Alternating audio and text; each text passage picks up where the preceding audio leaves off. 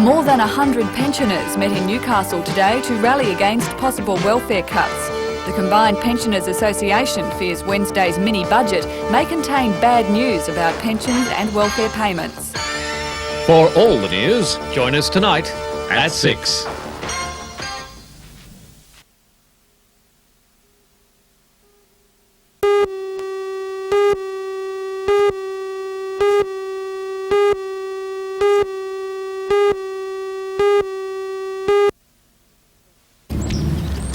Shortland Electricity is in the process of evaluating 3 types of portable data collectors for use by its meter readers. The readers can punch in a variety of information about each household's power use and then store it for a day. The device is handheld and eliminates a lot of the tedious and time-wasting paperwork associated with the old method. At day's end, the operator can connect the reader to a computer and yield its bank of information. Shortland's big computer at Neska House then calculates the bill. We'd expect something in direct labour costs around about $300,000 a year. There will be other efficiency advantages as well. Is there any scope for inaccurate readings? There's always scope for inaccurate readings, but generally speaking, the device is self-checking in terms that it has a high and low reading, and if the meter reader records a reading which is without outside those margins, the machine beeps and says incorrect reading and enables him to have another go. So when people... The contract to supply the field data collectors is worth about $190,000, and after the present evaluation, the meter readers should be equipped with the new devices by September.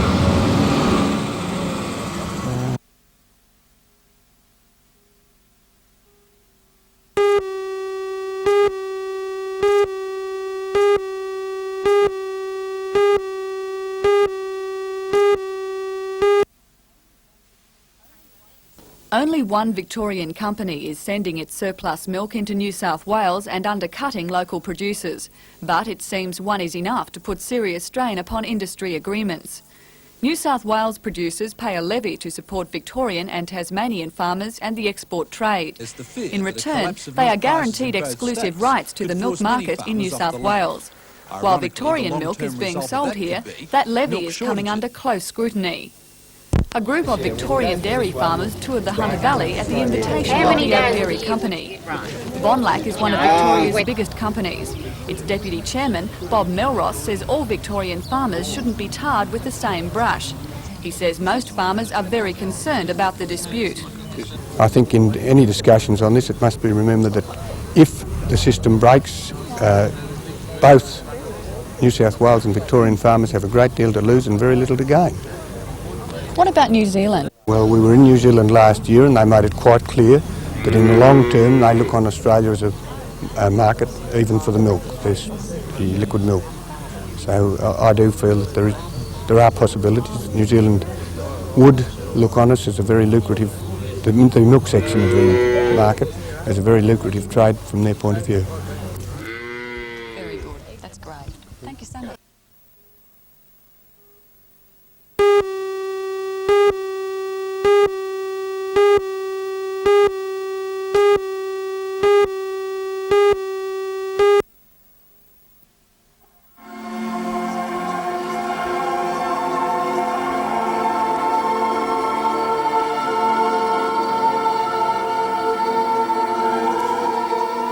Young hopefuls were put through their paces this afternoon by the producer and director of the show, Mary Lopez of Sydney.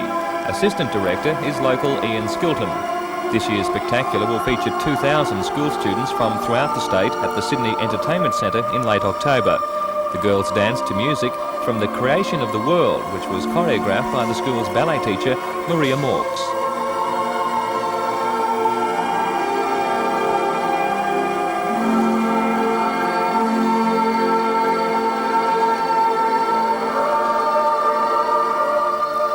While no decision was made on students selected for the Variety Spectacular, Newcastle High has had students selected over the last 3 years the shows have been running. Hunter students are expected to be well represented in the musical.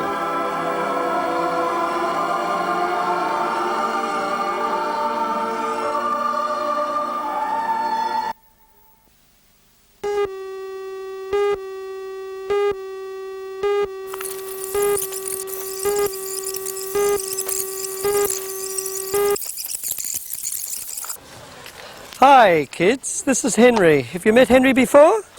Yes, of course you have. Everybody's met Henry. Now Henry goes to America, and when he goes to America he thinks he's a big eagle. How about that? Then, when he goes to America we have to smuggle him through customs. Oh, Henry, he doesn't want to go through customs today. Well, when he goes through customs, sometimes we do this to him. We go, bang, bang. That's the only way to get him through customs, is to shoot him. Bang! And then, sometimes we disguise him as a handbag. Handbag. That's it, Henry. All right. Now, when he doesn't like the customs man, you know what he does? He pokes his tongue out. Poke your tongue out. Poke your tongue out. Poke your tongue out. Okay. Now, shake hands. Shake hands with the customs man. Shake hands. Shake hands. Now, sometimes he does a little rockabye baby. Rockabye baby in the treetop.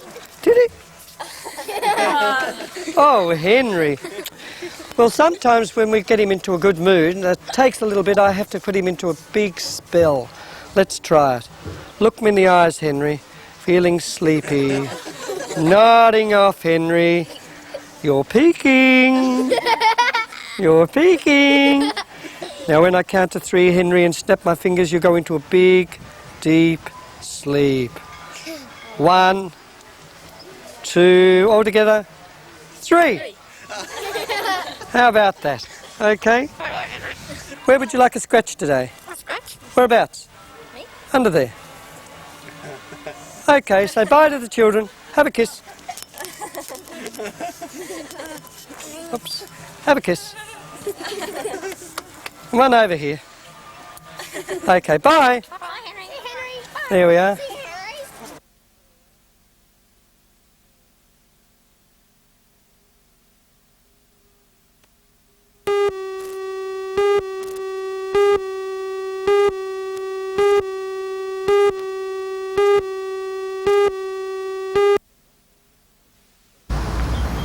The conference will be based at the City Hall, but there will be a number of field visits to local industry, coal loaders and Upper Hunter mines. 55 technical papers will be presented, including an examination of the alternate use of mine gas, such as methane, for power generation. The conference is jointly organised by the Australasian Institute of Mining and Metallurgy and its sister body in Japan. Institute President Dr. Don Zimmerman says these difficult times in the industry tend to increase the importance of technological exchange. But it's very difficult for us to sustain our prices and volume in the face of a falling market. Is that why it's important that at least on the technical level you maintain contact?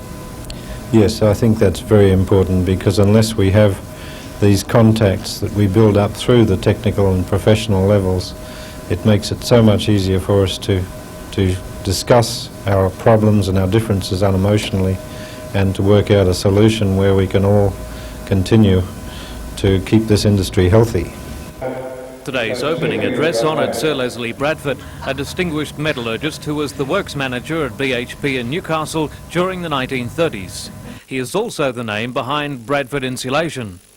He's an eminent Australian. He was an eminent Australian. I think too few people are aware of the great contribution he made to our technological advance.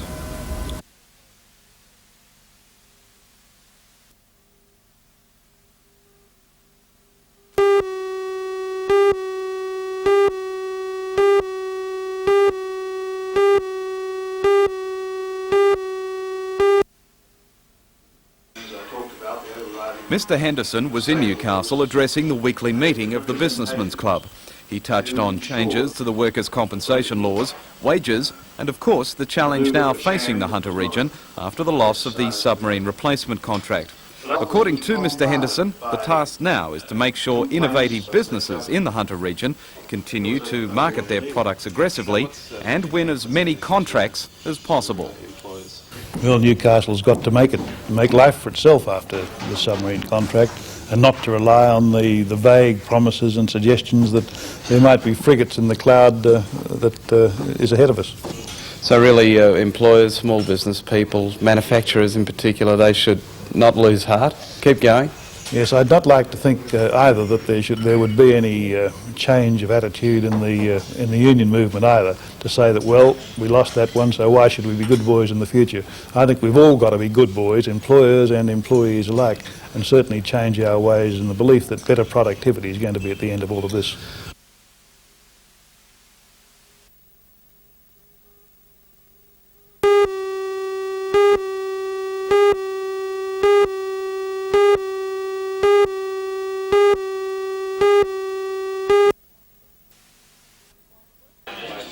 While the workshop talked about the logistics of entering and securing an overseas market for goods, Director of the Technology Centre, Lionel Wisby, says a company must first change its ethos. He says it must have sound and concise reasons why its product is the best before it even starts the overseas marketing drive. Well, I think first and foremost we're talking about world competitiveness, and that world competitiveness is even necessary even if you're not exporting, because people selling, whether it's just in the hunter region for instance, are still selling against international competition. So any company that wants to make it in the world today has to be internationally competitive, even if they're not exporting.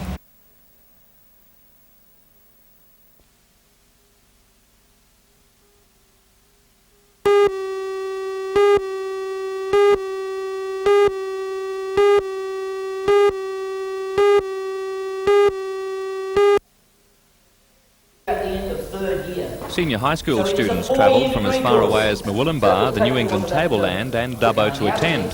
The Open Day is held every year to give prospective students the chance to inspect the campuses and get a taste of tertiary education.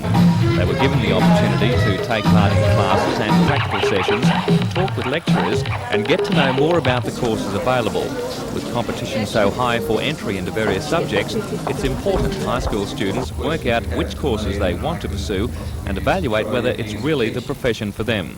Organisers say the day has been a huge success, with seniors from 65 high schools throughout the state attending.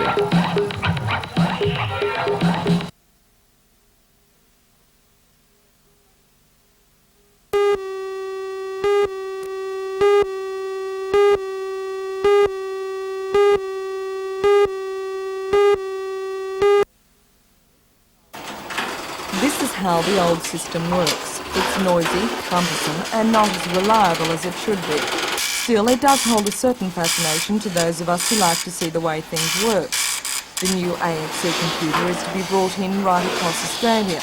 It's more reliable and compact, and it can provide additional services like ISD and call diversions.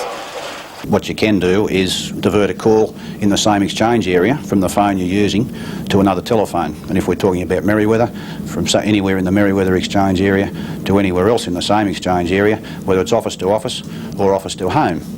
You can also control a telephone by using having your own personal identification number, delayed hotline calls, abbreviated dialing up to 60 numbers. These additional facilities are all at a charge, of course, but some of them work out to only a few cents a week. At this stage, Telecom says it'll take about 10 years to provide this service to all Novocastrians. But it says given the federal government's new policy announced in the mini-budget of making Telecom pay sales tax, it may even take longer than that.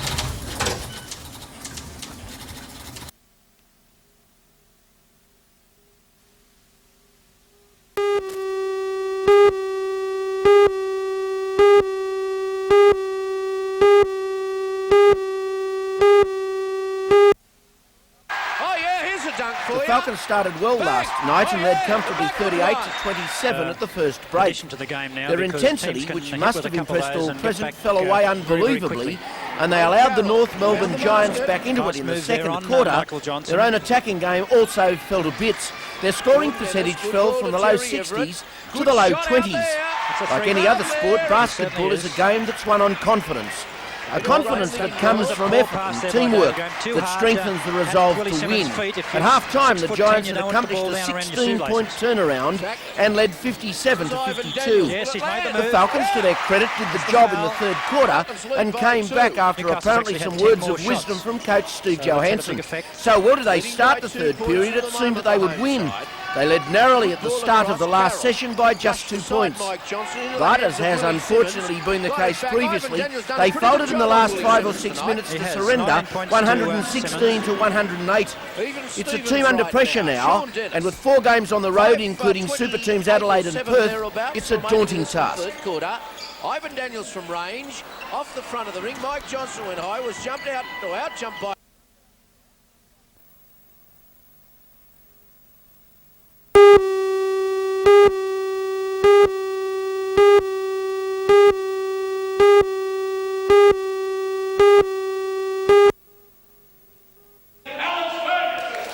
Instead of being entertained, Newcastle senior citizens are out to be the entertainers.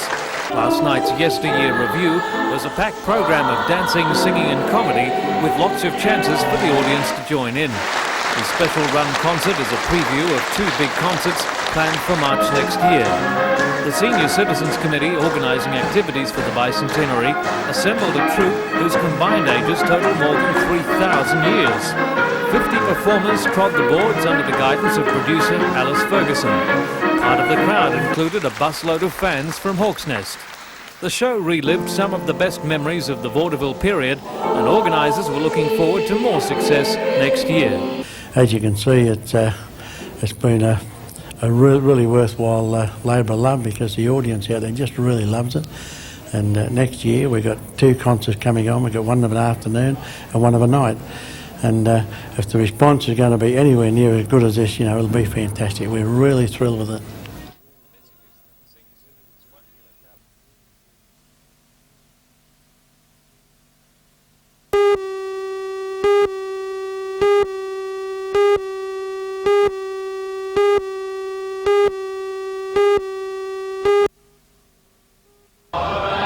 About 200 public servants staged a rally at the Commonwealth Office Centre in Sydney's Chifley Square.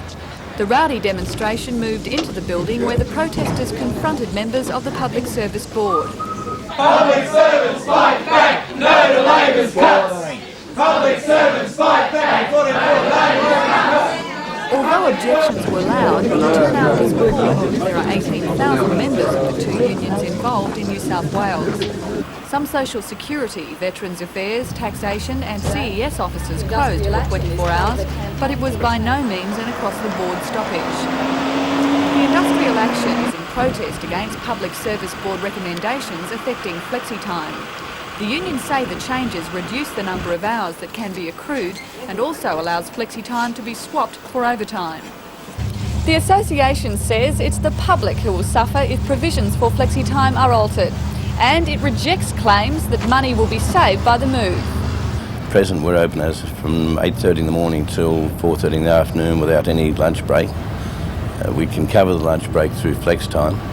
If they introduce this, mean that we will most likely be closing at lunchtime and probably having shorter opening and closing times. A meeting was held in Canberra today between the Public Service Board and the 2 unions, the Administrative and Clerical Officers Association and the Australian Public Service Association. The steering committee will meet again on Friday to discuss a draft report on flexi-time.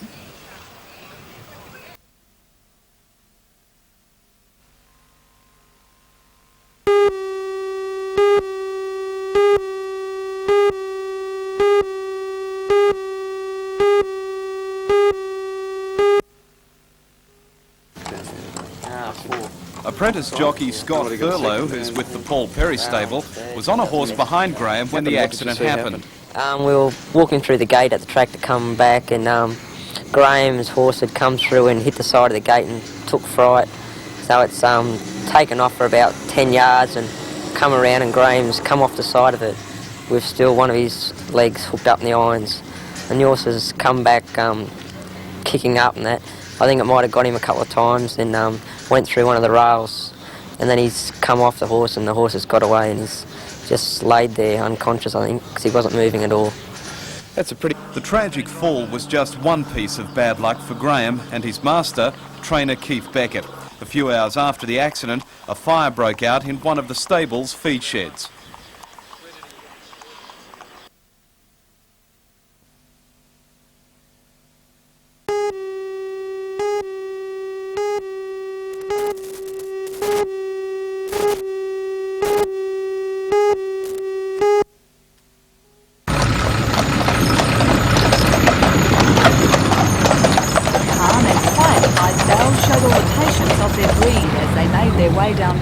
Street in peak hour traffic.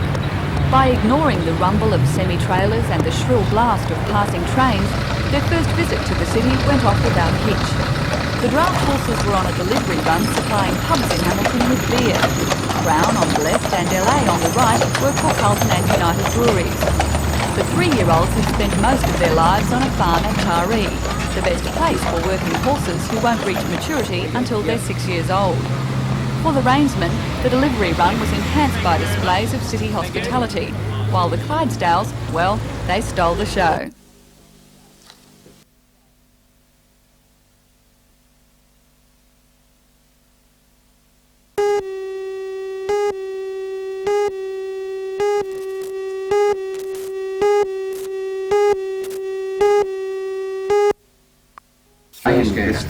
Uncovering the racket was the result of several months of intensive investigation, leading to the discovery of a common link between those involved. Its alleged references and personal documents used to secure loans from Custom Credit in Newcastle were forgeries, written on BHP letterhead.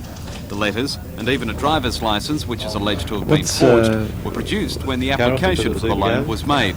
Custom Credit, believing the applicants were employed at the Newcastle Steelworks and could repay the loans, approved the application. The alarm was raised when applicants allegedly failed to make any repayments on their loans, which police say ranged from $2,500 to $5,000. In all, the racket involved the alleged misuse of 16 custom cards and the purchase of 12 cars with those loans. Well, finance companies as big as Custom Credit, who have so many transactions going through daily, it's very, very hard for them to pick up until the danger sign goes up when the person's not paying, and usually they don't turn up no credit reference check either because the name's fictitious. But it's very hard to stop. But people will be charged and put before a court if they do a similar thing. Beauty. Good on you.